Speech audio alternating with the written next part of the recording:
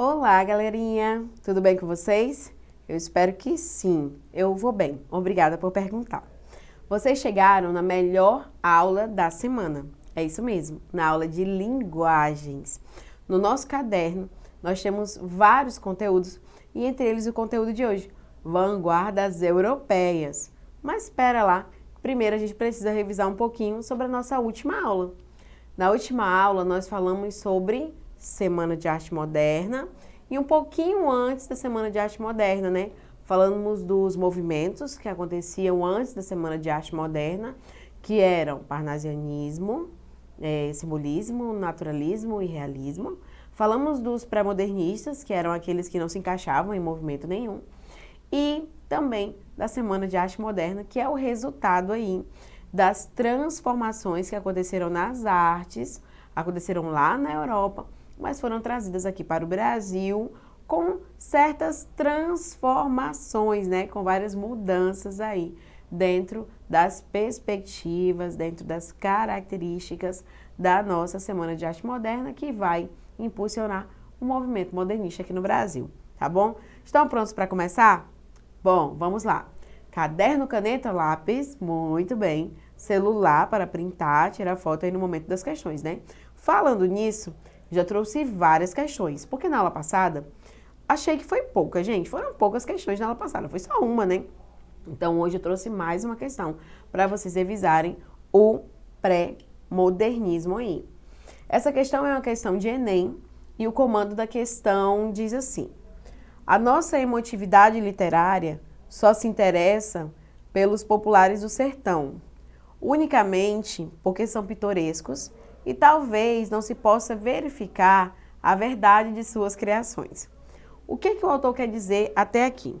Na verdade, ele está fazendo inicialmente uma crítica, porque ele fala que a nossa tendência pelo gosto literário está relacionada muito mais às narrativas populares do sertão e que nos fechamos a outras possibilidades literárias.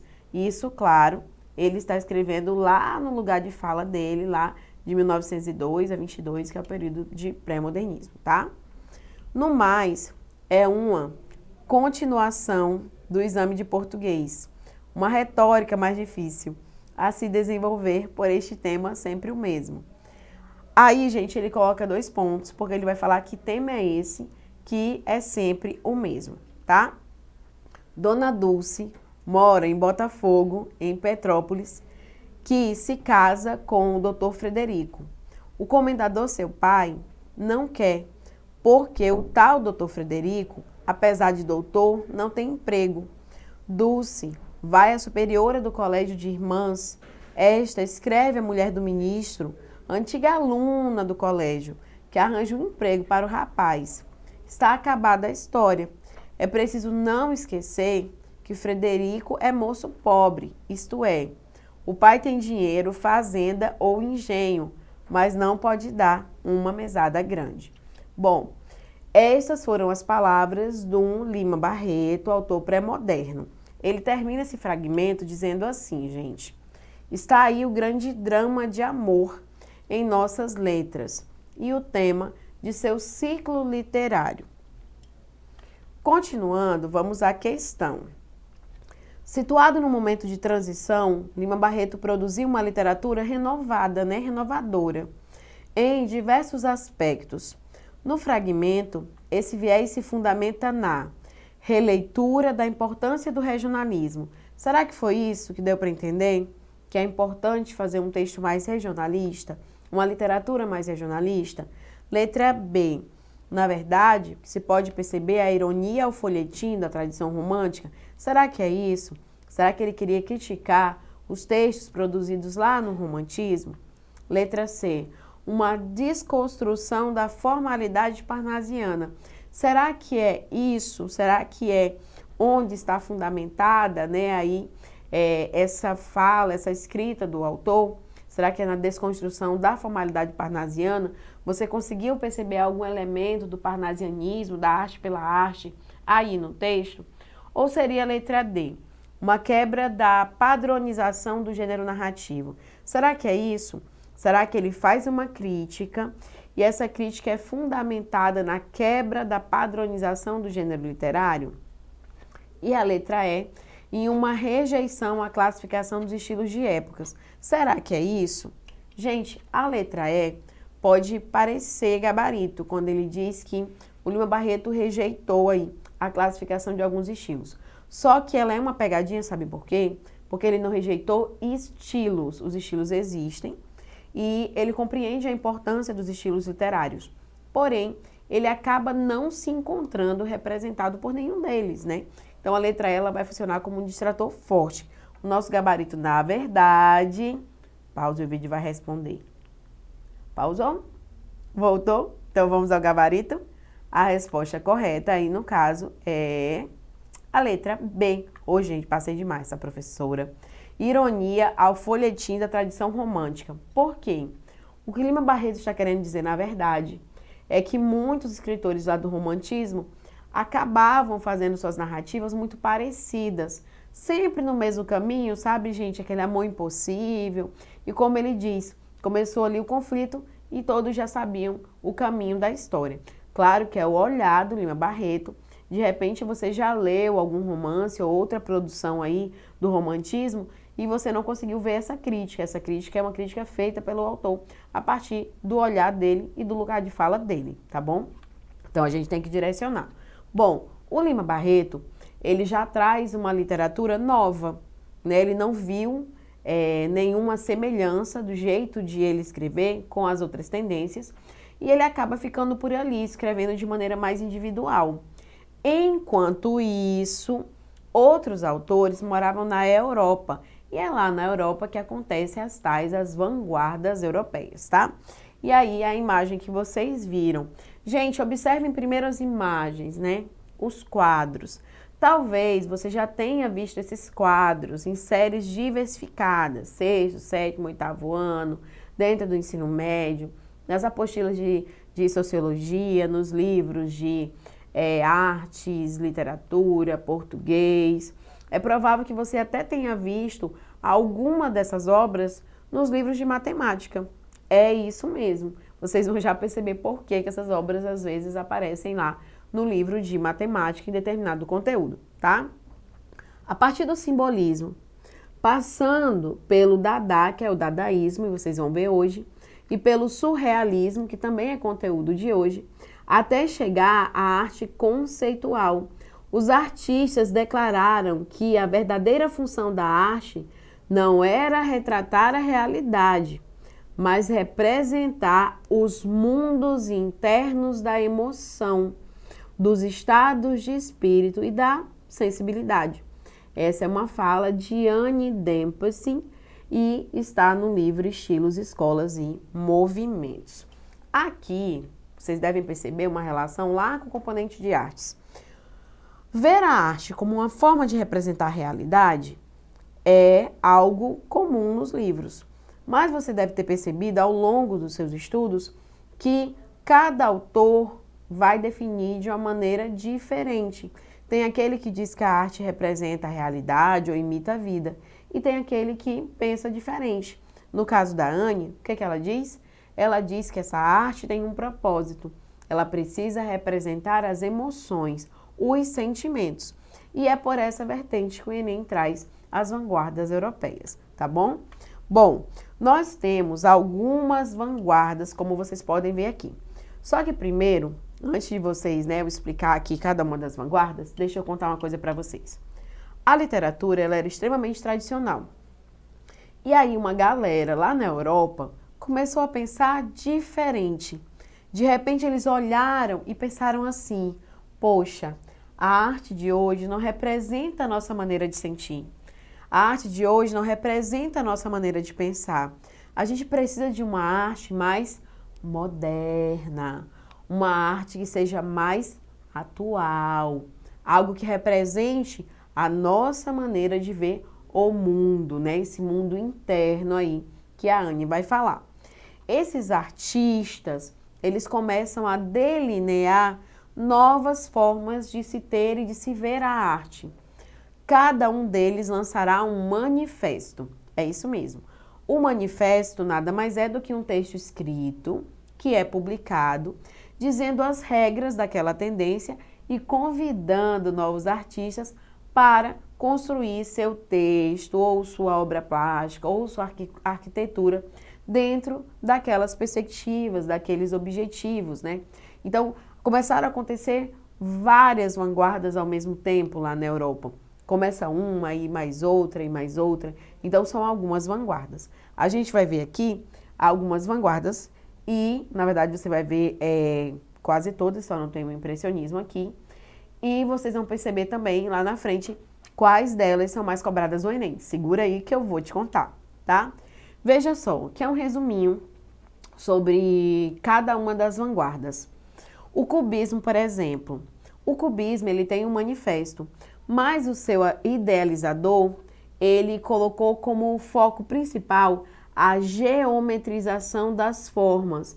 Dá uma observada aí no quadro abaixo, né? Olha as formas, nós conseguimos perceber formas geométricas. Então, no estilo cubista, se trabalhava muito triângulos, cones, círculos, retângulos, né? As formas geométricas. Já o fauvismo, ele tem uma outra pegada. A galera dizia que para a nova arte era importante fazer uma obra com mais intensidade cromática, com uma simplificação das formas, e eles também falavam que era importante o uso de cores puras, tá? E aí você tem um quadro para representar o fauvismo. Dica importante, fauvismo já apareceu no Enem uma única vez e não era o gabarito, era um distrator, tá? Expressionismo. Ai, gente, vocês têm o expressionismo muito no material de vocês, porque aqui no Brasil nós tivemos representantes, muitos representantes, e os quadros do exterior também acabaram sendo bastante valorizados aqui na nossa terrinha, né? No expressionismo se busca captar as expressões, os sentimentos e as emoções, com pinceladas diferenciadas, né? O quadro que vocês estão vendo aí é Noite Estrelada e ele realmente é lindíssimo. O futurismo, observem o quadro, tinha como objetivo valorizar a modernidade, o movimento. Para isso, eles gostavam de falar das fábricas, das máquinas, né? Da industrialização como um todo, tendo a velocidade como principal característica. O surrealismo, vocês podem ver um quadro ali ao lado, né, do Salvador Dalí, ele trata basicamente da retratação de imagens, elementos do mundo dos sonhos. O Enem chama de onírico, que é o mundo lá dos sonhos, tá bom? A ideia é de fazer uma arte mais impulsiva, mais fantástica aí, né? Mais voltada para a psique humana, tá? E a última vanguarda que eu trouxe hoje para vocês é o dadaísmo. As pessoas que seguiam essa tendência, elas acreditavam que a nova forma de expressar o sentimento seria através de uma arte com mais liberdade de expressão, pautada no absurdo e na irracionalidade. Sim, aquilo que vocês estão vendo naquela imagem é um mictório. Traduzindo, é um pinico masculino. Não, gente, não era usado. O Duchamp, ele pegou essa obra, ele comprou essa peça, e aí ele foi e assinou como obra de arte. Como assim, professora?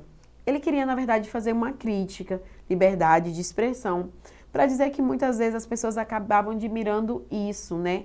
Nada mais do que um pinico. É a maneira de ele ver, de ele interpretar, como que as pessoas compravam obras sempre muito repetidas, muito parecidas, sem grandes propósitos de crítica ou de mostrar de fato o que a sociedade sentia, tá? Gente, essa escola foi bastante criticada. Ela é bem polêmica, como vocês puderam perceber, tá?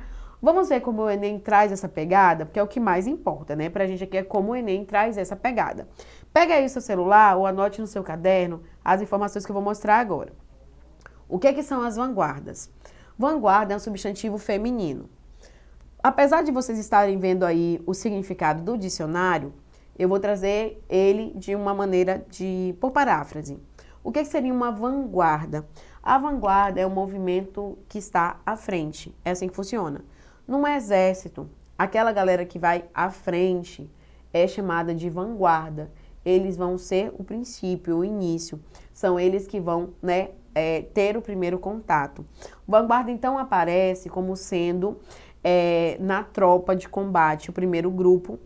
Também é associado a uma posição, né, de encabeçamento aí, de uma sequência, sendo a vanguarda ali o começo, e também uma parcela da inteligência que exerceu ou procura exercer um papel pioneiro, né, serem os primeiros.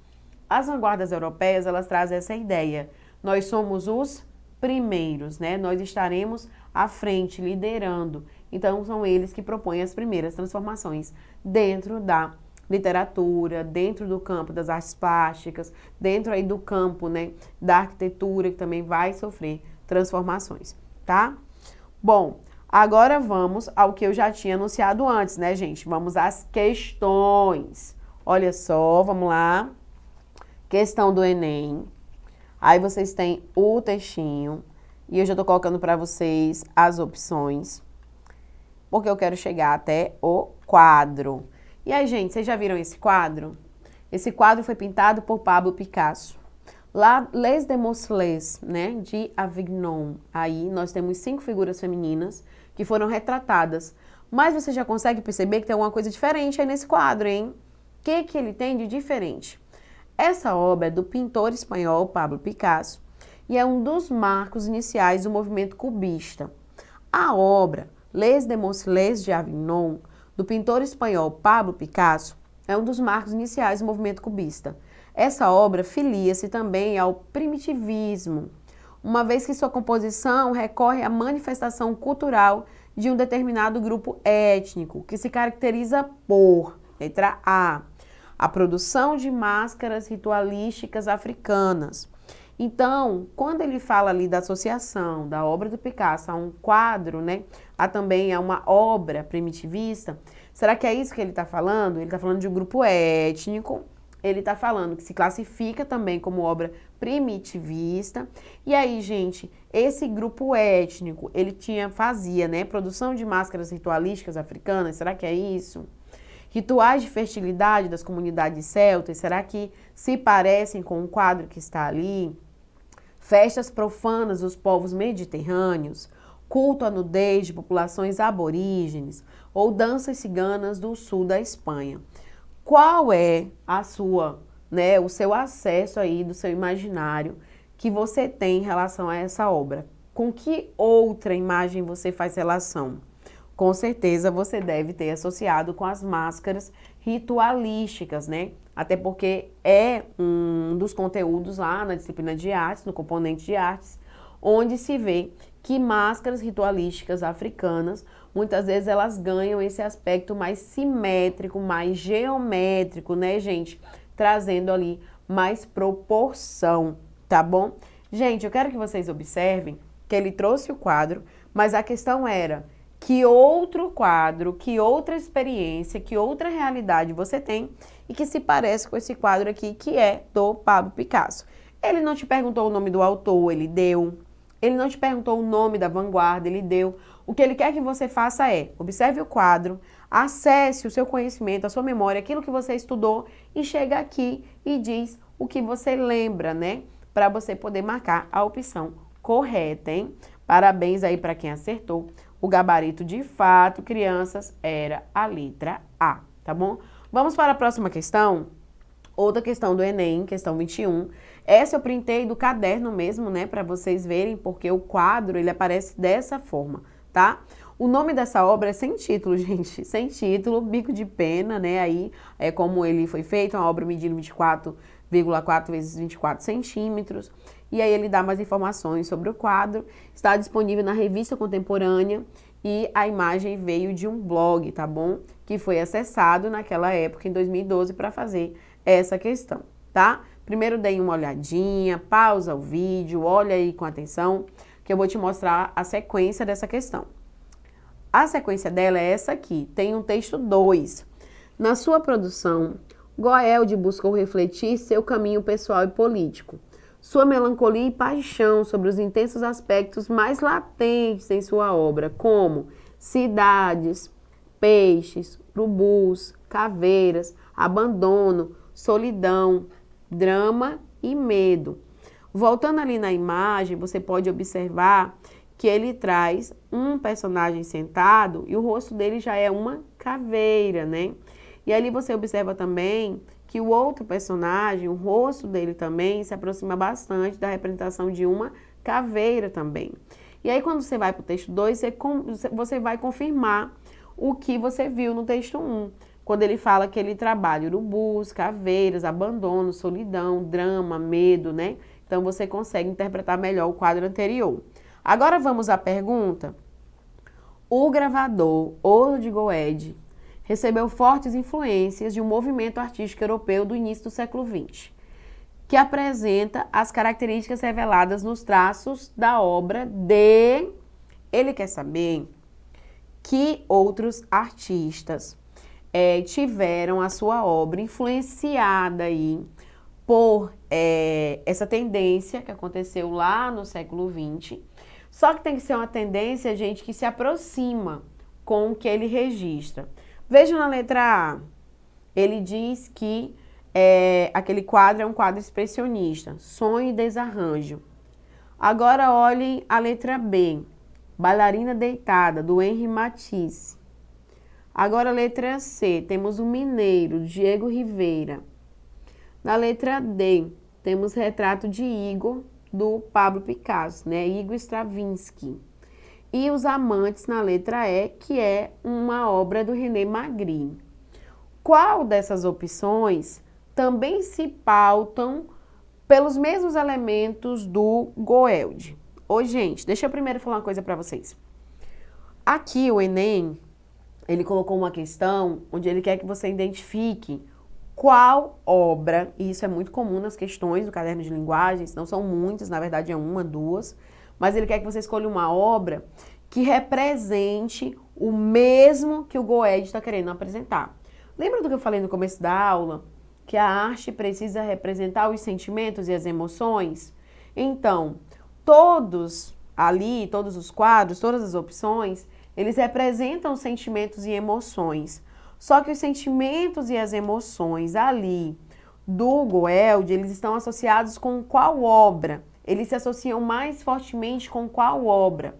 O gabarito, você deve saber, porque ali na lateral eu coloquei a imagem do expressionismo, ele vai mais se associar ao expressionismo, porque o expressionismo também captura o medo, a solidão, o abandono ali, né? Ele também vai trazer essa pegada aí desse sentimentalismo, tá bom? Então, por mais que os outros quadros permitam que você reflita sobre sentimentos, nós vamos ter a letra A como gabarito ali, né? Gente, essa questão pegou um nívelzinho mais pesado, né? Porque você precisa comparar, ver os elementos e ir devagar aí para não marcar errado, tá?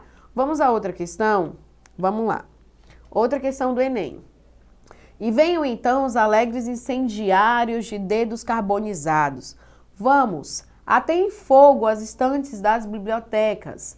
Desviem o curso dos canais para inundar os museus. Empunhem as picaretas, os machados, os martelos e deitem abaixo, sem piedade, as cidades veneradas, né? Deitar, ele está falando derrubar essas cidades que são admiradas aí, né? Que são veneradas. Este é apenas um pedacinho do Manifesto Futurista. É isso mesmo, que dizia como deveria ser a arte futurista, essa arte devastadora que vem aí em busca de trazer transformações. A pergunta do Enem foi: que princípio marcante do futurismo e comum às várias correntes artísticas e culturais das primeiras 3 décadas do século XX está destacado no texto? Que princípio é esse que está lá no texto? A tradição é uma força incontornável? A arte é a expressão da memória coletiva? A modernidade é a superação decisiva da história? A realidade cultural é determinada economicamente? Ou a memória é um elemento crucial da identidade cultural? Pausa o vídeo. Vai responder. Pausou, voltou? Vamos lá. A nossa resposta é a letra C. Por quê, gente? Lembrem-se que eu falei que as vanguardas surgem porque é um momento de maior modernidade. Apesar de o futurismo ter uma pegada maior em relação à modernidade, todas as escolas representam um pouco, todas as tendências, né, as vanguardas representam um pouco dessa modernidade aí, tá bom? Muito bem. Ei, gente, eu falei que ia trazer questão hoje, hein? E eu trouxe. Olha só mais uma questão do futurismo. Vou ler só os primeiros tópicos. Nós queremos cantar o amor ao perigo, o hábito da energia e da temeridade. A coragem, a audácia, a rebelião serão elementos essenciais da nossa poesia. A literatura exaltou até hoje a imobilidade pensativa, o êxtase, o sono. Nós queremos exaltar o movimento agressivo, a insônia febril, o passo da corrida, o salto mortal, o bofetão e o soco. Gente, mas que povo mais agressivo, né? Que povo mais revoltado. Mas deixa eu dizer pra vocês, a agressividade deles é só na escrita, tá? É isso mesmo. E não é pra fazer discurso de ódio, não. A agressividade que eles falam é trazer mudanças. Ser agressivo no sentido de tentar uma nova forma de comunicação artística, tá? Vamos então às questões, aliás, à questão do Enem. O documento de Marinetti, escrito em 1909, propõe os referenciais estéticos do futurismo, que valorizam a composição estática, parada, B, a inovação tecnológica, C, a suspensão do tempo, D, a retomada do helenismo e E, a manutenção das tradições. E aí, tempo, nosso gabarito é... Pausa o vídeo. Pausou, voltou. E a resposta é B, gente. Os futuristas, eles de fato valorizavam muito as inovações tecnológicas. É isso mesmo. Gente, é interessante que essa questão também é uma questão de Enem, né? E a gente vê certa mudança entre uma questão e outra, certa plasticidade, porque a gente vê uma questão que ela está voltada aos quadros, uma outra questão que ela está voltada à leitura do fragmento, uma outra questão que você lê o fragmento e associa com o que você já aprendeu, com o que você já estudou. Então, as questões são em níveis diferentes e sim, gente, cada uma delas tem uma nota diferente, tá? O TRI, que é o TRI, é um sistema e esse sistema empregado no Enem, ele bonifica com valores diferentes cada questão, tá? Dependendo do nível que aquela questão apresenta, tá bom? Gente, além do futurismo, olha aí o que eu tenho para vocês. Uma outra questãozinha, questãozona, né, gente? O movimento agora é o movimento dadaísta, tá? Vocês estão vendo ali, gente, foi a exposição do Marcel Duchamp. O nome dessa peça foi Roda de Bicicleta. Ele pegou um banco, ele colocou uma bicicleta ali em cima e ele deixou lá e disse, vamos assistir a minha exposição de artes, e a galera foi. Lembrando que esse é o mesmo carinha daquele vaso ali que a gente conversou no início da aula. Texto 2. Ao ser questionado sobre o seu processo de criação de ready-mades, né, dessa reformulação da arte, de pegar uma arte ou objetos mais simples do dia a dia e transformar em arte, o que o Duchamp disse? Isto dependia do objeto. Em geral, era preciso tomar cuidado com o seu look. E muito difícil escolher um objeto, porque depois de 15 dias, você começa a gostar dele ou detestá-lo. É preciso chegar a qualquer coisa com uma indiferença, tal que você não tenha nenhuma emoção estética. A escolha do ready-made é sempre baseada na indiferença visual e, ao mesmo tempo, numa ausência total de bom ou mau gosto. Gente, é interessante que aqui ele deixa muito claro o propósito. Apesar de eles não terem um objetivo muito claro, o propósito ficou ali, gente, né? Ele tem uma intenção. Que intenção é essa? Nem que você goste, nem que você odeie, que você se sinta indiferente. Tipo, é um banco? É uma roda? Nossa, não sei nem o que dizer. É o choque, lembram? Característica dessa tendência literária aí, né? Da vanguarda, né? Do dadaísmo, tá? Gente, vamos à questão. Relacionando o texto à imagem da obra, entende-se que o artista Marcel Duchamp, ao criar os ready-mades, inaugurou um modo de fazer arte que consiste em designar ao artista de vanguarda a tarefa de ser o artifício da arte do século XX. Considerar a forma dos objetos como elemento essencial da obra de arte. Revitalizar de maneira radical o conceito clássico do belo na arte. Criticar os princípios que determinam o que é uma obra de arte e atribuir aos objetos industriais os status de obra de arte. E aí, gente, pausa o vídeo.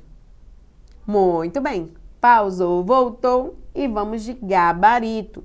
A resposta é letra D, gente. Criticar os princípios que determinam o que é uma obra de arte. A ideia era fazer os críticos refletirem que a arte ela tem que expressar e não apenas seguir regras, tá? Gente, vimos algumas escolas literárias e eu vou deixar para vocês uma questãozinha, tá? Como eu sempre deixo, né? Atividade de casa. Vamos lá, gente. Printa, tira foto, correndo. Já? Na próxima aula eu conto para vocês o gabarito, tá?